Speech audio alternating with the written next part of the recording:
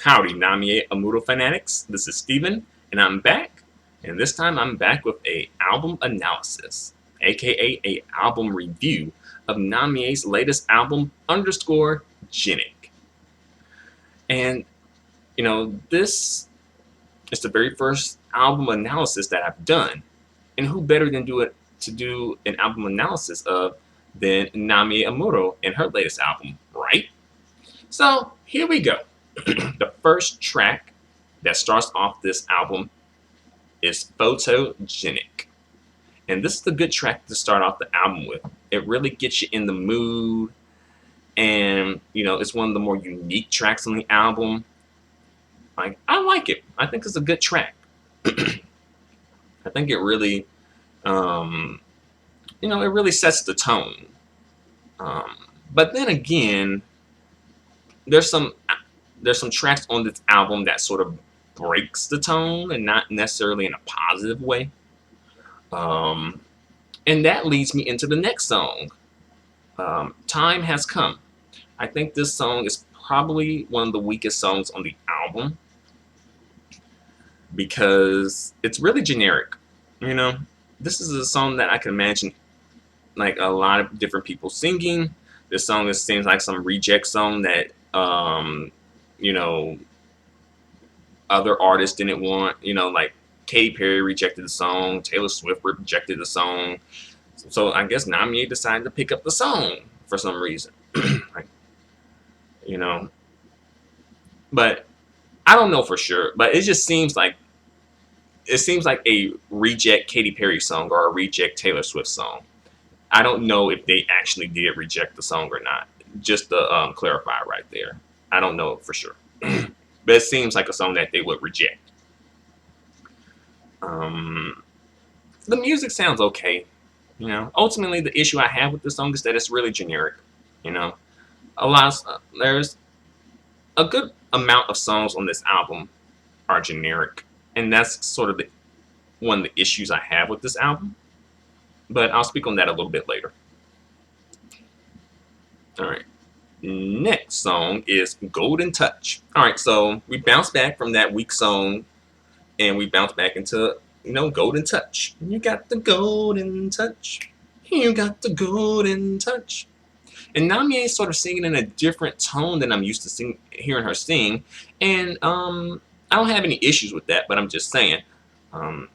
She's kind of singing more so in more like a cutesy, slightly high-pitched baby doll type of voice, like, you got the golden touch, you got the golden touch. Sort of like a Janet Jackson-ish, Britney Spears-ish type of sound going on here. Seems like that's what she was going for. And I think this is a strong track, The one issue that I have with this track is that I think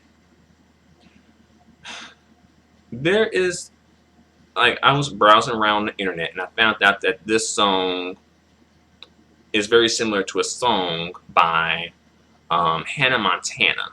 Not Miley Cyrus, but Hannah Montana. I know they're the same person, but not exactly. Hannah Montana sung songs on her TV show. So she's related to the TV show, and she's like a fictional musical artist. So yeah, Hannah Montana sung a song that was really similar to this. And it's really similar to this because the producers are the same producers that produced Namie's track. Like, it seemed like they kind of remixed the song a little bit and then, gave it to Namie. I think the title of this song that Hannah sings is "You Got This" or something like that. But yeah, check it out, give it a listen, see what you think. But overall, I do think this is probably one of the strongest tracks on the album and one of the more unique songs on the album as well. Alright, on to the next song. Alright, the next song on the list is Birthday. And I think this title should have been Double Birthday instead of Birthday. It's my double birthday. It's my double birthday. It's my double birthday. All right. This is one of the songs that, like, I think it's a respectable song, you know. But sometimes I find myself skipping over this song. As well, I find myself skipping over definitely "Time Has Come." I definitely skip over that song, and sometimes I even skip over "Golden Touch" for some reason. Um, but "Birthday," I think that it's a respectable song, you know. But I perhaps have to be in the mood to listen to that song, to listen to "Birthday." But I do think it's a respectable song, you know. And I do like that it has sort of like a sound that is not EDM, you know. So I give it kudos for that. All right, next song on the list is "It," and I really like this song. For some reason, I really like this song. And this song, like the beat is sort of happy-go-lucky-ish, but what Namie is singing about is not so happy-go-lucky. Because it's like, do, do, do, do, do, do, do, do. But then she starts singing about how, like, she can't find love and love can't find her. Yeah. I like the sound of this. It's one of the sounds, or one of the tracks that doesn't have the EDM sound with it, so I like that. The problem that I have with this track is the title. I think the title should have been something a bit more unique,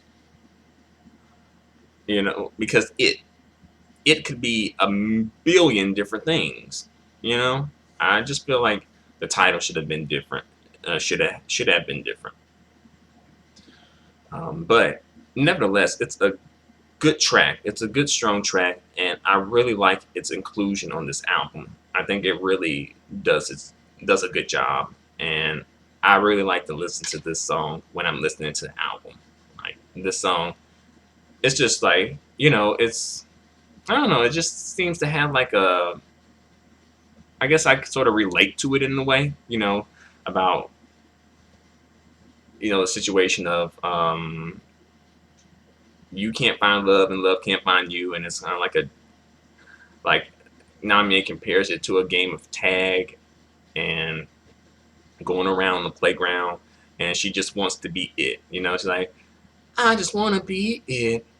It's like she just wants to be the person that love tags. So good job with this song, y'all. Namie and your team, good job there. All right, next song on the list is Scream. This song is respectable. It's kind of like this song is kind of like the In the Spotlight song of Photogenic. If you guys remember, In the Spotlight was on Namie's album Uncontrolled, and I feel like it sort of is like that too. Kind of like a sort of generic dance track that is respectable. It isn't the best song. It isn't the worst song, I like the bridge of the song, even though Namie sounds really unenthused at times when she's doing that. All right, put your hands up, y'all. Put them up, y'all. Put them up, y'all. Yeah. Rock this to the party, don't stop. Rock this to the party, don't stop. But the track's a little generic, but I do like it. I think it's a respectable track, but it's a little generic. All right. Seventh song is Fashionista, Fashionista, baby. Got my stilettos on. Everything I do is incredible. Son, edible. All right. So Fashionista. I think this is a strong respectable track. It isn't the best song on the album. It isn't the worst song on the album. I do like the music of this song. It sort of has like a 60s vibe with it. But also it has like an EDM quality with it that keeps it from being too dated. Like it has a 60s vibe sound with it, but the EDM prevents it from kind of like being too 60s, you know, to the point where it's like, okay, this isn't current, you know. And I think, like I said, it's not the best song, it's not the worst song. It's pretty, you know, sort of like in the middle, you know. But I like it. I like the song, you know. Right. Eighth song is Fly. This song is sort of reminiscent of how I feel about Time Has Come, but I think this song is the stronger song of the two. Um, issue that I have with this song is that it's really generic, um, and I like certain parts of the song though. You know, like the verses. I kind of, I don't know. I guess I can't get a good feel of the lyrics that Namie are singing, or the lyrics that Namie is singing at the time. You know, I don't know. I guess there's some issues with the singing as far as the pronunciation is concerned. And as well, the song is kind of generic. This seems like a song that some Western music artist rejected and didn't want to record for some reason. Well, probably the reason was that because it was really generic, you know. But there are certain aspects, certain parts of the song I do like, you know, and I do like the intro to the song too. Um, I guess the chorus kind of throws me off a bit. You know, it's not the worst song, but it's toward the one of the worst songs on the album. You know. All right, next song on the list is "Be Who I Want to Be," featuring Hatsune Miku. And this collaboration was really secretive up until the very last minute. Um, and those of you who don't know who Hatsune Miku is, she's a virtual idol, basically a computerized idol. And she's singing with Namie. And at first, when I first heard this song, I was not feeling this song at all. I was just like, what is this? This is the worst song on the album. But over time, the song grew on me. And I'm like, okay, this is actually one of the most, probably the most unique song on this album, definitely. And I, like, at first, when I first heard it, I couldn't differentiate the voices. I thought all of the song was Miku based on the sound. But I'm like, okay, I can now, listening to it more and more, I'm like, okay, I know Namie is singing here. Miku is singing here. But it took me a moment to kind of be able to differentiate their voices for some reason, because both of their voices are computerized. um, the instrumentation for the song is very simple, you know, and you know, despite being very simple, I do like the song, you know. Be who I want to be. I'm the only one. My friends ask, are you happy? Happy as a girl can be. So, I like the song, you know. And I like the theme of the song, too. It's kind of like, you complete you, you know. So I like it. You know, I had my issues with the song, but ultimately, you know, I'm a believer now. You know, I'm rooting for this song. You know, and this song is definitely the most unique song on the album, and I'm glad that it was included on the album. You know. All right, the ninth song. Well, actually, the 10th song, because that was the ninth song. So the 10th song, you know, we're at the 10th song on this album, and it is Stranger, you guys. And this is probably one of the first tracks that I heard from the album that really got me hyped for the album. And I really like this track, Stranger. It's really EDM, but I still like it. Some people might not like the EDMness, but I like it. Namie is coming with it with the song. You know, the song has like a good dance vibe with it. It's like probably one of the most danceable songs on this album, you know. And I really like this song, you know. I guess I said that a few times already, but yeah, I think this is probably one of the strongest songs on the album. You know, this song would really help. It really helps sell the album. You know, this is one of the songs that got me hyped for the album and wanting to find out more about the album. You know. Okay, the next song on the album is Every Woman. I really like this song too. Like, this song is hitting. In fact, really, from track 9 to the end of the CD, the tracks are really hitting. Like, you are in the cruise zone when you hit track 9. You know, you are in the sweet spot of the album when you hit track 9.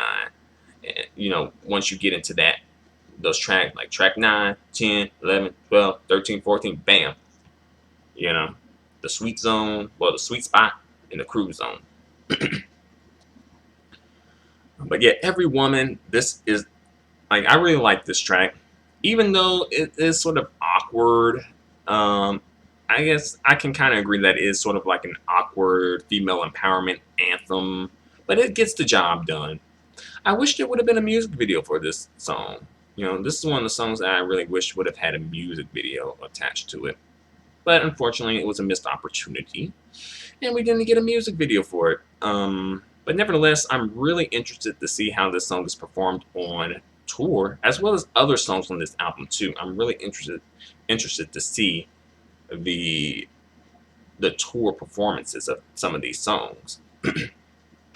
um, and you know, Namie even curses a little bit in this song. You know, at the bridge, like, whoa, I didn't know that you were such, you know, a dirty mouth woman. You know, Namie. Let's see, what else can I say about this song? Let's say it has a good spirit. You know, I like the theme of the song. You know, it's a good theme. It's like female empowerment without being like, you know, without bashing men. You know, so in that way, it seems like men can kind of join in on empowering females as well. You know. All right, next track is Space Invader. This is probably one of my most favorite tracks on this album, like one of my top favorite tracks on this album. Even though Namie's English is a little soppy, you know, a little sloppy, you know, I think she gets the job done. And I like the sass that she's coming with this song. And for me, this song is almost sort of like a spiritual sequel to the song Put 'Em Up, you know, back from the Style era. I think this song is kind of like a spiritual sequel to that song, really. But yeah, Namie, she's like being really sassy and telling some dude to go away, basically. And I really wish that Namie would have featured TLC in this song. If TLC was featured in this song, if they did a collaboration with this song would have been like the super bomb. Like, this song would have been the ish, you know. It still is a good song, but I feel like something is missing with this song, and that's what is missing: the collaboration and, you know, contribution from TLC, the musical group. Like, if Namie had did that, this would probably be the go-to track for the album. I wish this song would have had a music video, especially if she had featured TLC on the track. But unfortunately, this song doesn't have a music video. But it's still one of the strongest tracks on the album, one of the more unique tracks on the album as well. So good job. Good job. You know, when I first even heard the preview for the track, you know, I was like, wow, I want to hear more. Like, up and away. Really wish you would get out my face. Why you wanna play this? Come up in my face, Jack.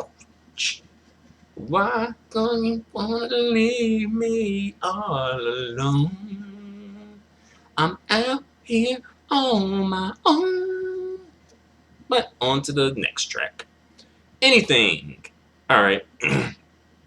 So this is kind of like the last track on the album. If you get what I'm saying. This is the only ballad on the album too. And I feel like this song, like for being the only ballad, is sort of weak. This is probably one of the weakest ballads that Namie has sung in her career. Um, it's really generic. Um, and Namie's vocals aren't anything special on this album, like on this particular track. They're not anything special. I don't. She's not doing anything that's like, whoa, okay. Namie is singing. All right.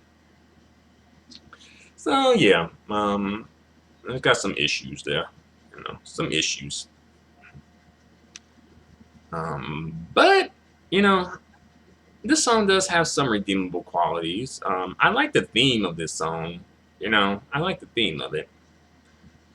The theme is a little generic, but I like it. You know. And it is sort of relaxing.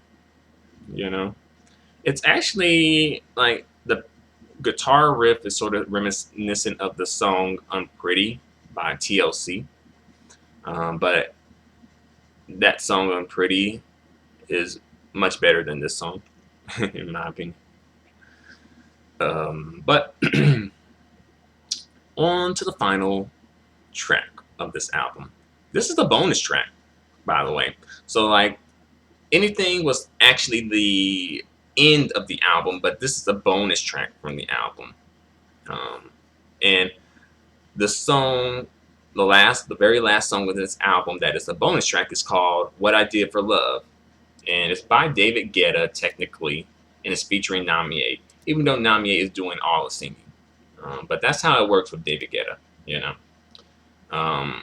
I think he gets like top billing, so to speak, and then the singer is the featured artist.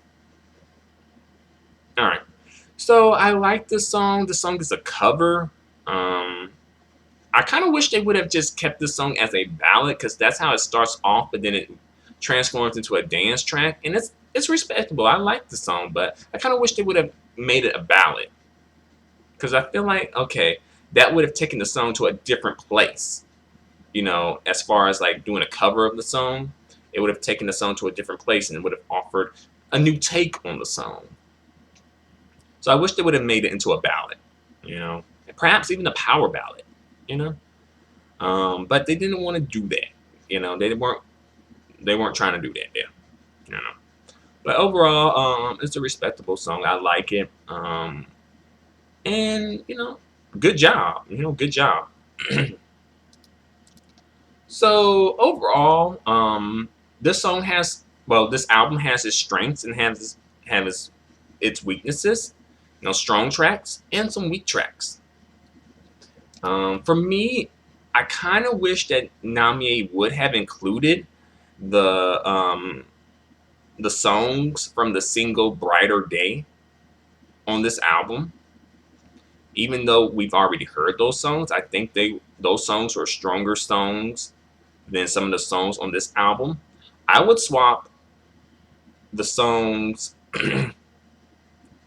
"Time Has Come," "Scream," and "Fly" for "Brighter Day," "Sweet Kisses," and "Still Loving You." I think those 3 songs would have helped increase the quality of this album tremendously. And those tracks really are much more unique than the tracks that I mentioned before. And like I said, we got some issues with the genericness of this album. Like a lot of these tracks are generic, but there are some unique tracks. There are some unique tracks, but there's some generic tracks here.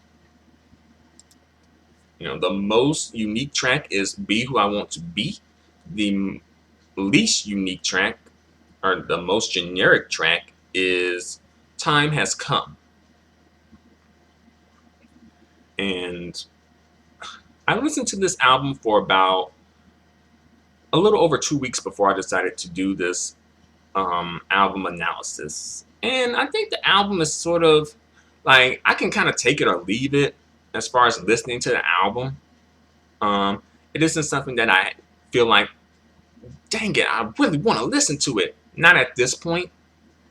So perhaps the replay value isn't as strong as it should be. But I could take it like, okay, let's listen to this album. But this album has some weak points on it because I'm like, track 1, Photogenic, is coming out and it's hitting. Track 2, Time Has Come, takes a big,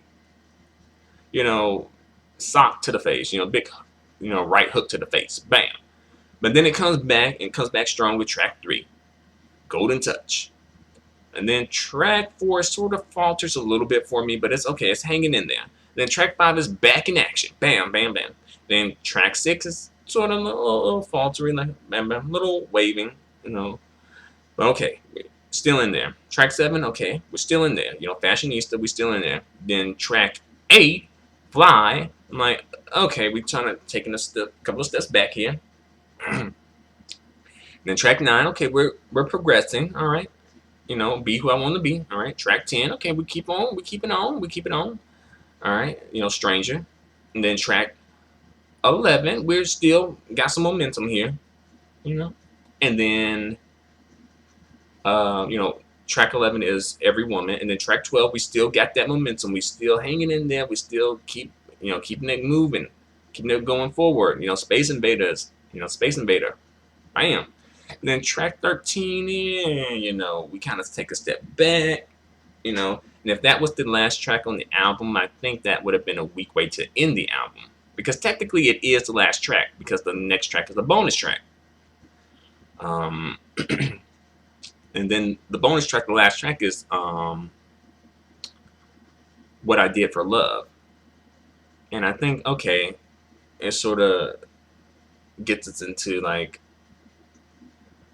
a good place to end, at least as far as the music is concerned. I don't think the message was the best message to end on, What I Did for Love, but to be fair, you can kind of just say it was a bonus track, so that wasn't the last message, or the intended last message. The intended last message was You Can Do Anything from track 13. All right, so there you pretty much have my opinion of this album. I think this album is, I think it's respectable. But like I said, for me, what have made this album much better would be taking out a couple of these tracks, like I mentioned before, and replacing them with the tracks from the single Brighter Day. I think that would have increased the quality of this album a lot more. I think part of the draw of this album, though, was that all the songs, were unreleased songs. They were never singles. So I think that was the draw of the album, or part of the draw of the album. But in retrospect, I kind of feel like the songs from Brighter Day should have been included on the album instead of some of the other songs that were included on this album,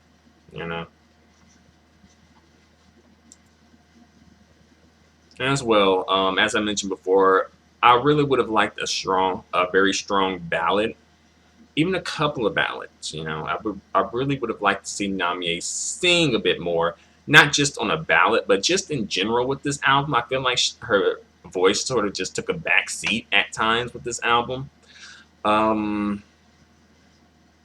Her voice is a little different in the song Golden Touch.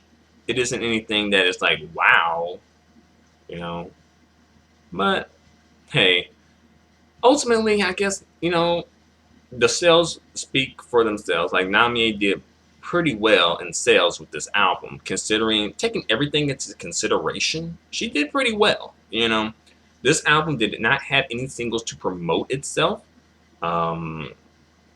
All the songs were unique to the album. Namie didn't really do any promotional activities for this album other than releasing videos.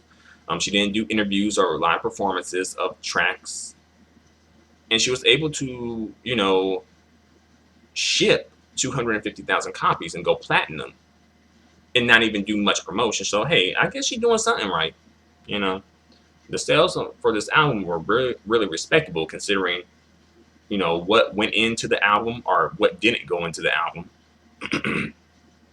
um, and also, some people have some issues with Namie singing mostly in English, and I can see why, because she's a Japanese pop music artist, and we expect Japanese pop music artists to sing in Japanese. But I do commend her for going outside of her comfort zone, or at least trying something different and singing in English. And I think that will kind of ultimately help her career go into the international market by singing songs in English and practicing her English and things like that. But I think I said all I have to say for the time being, you guys. Thanks a lot for watching. Feel free to comment. Feel free to subscribe. Feel free to, give me a thumbs up. Your feedback and support are extremely appreciated and extremely valued. Until the next album analysis, gotta get used to saying that. Adios and goodbye for now.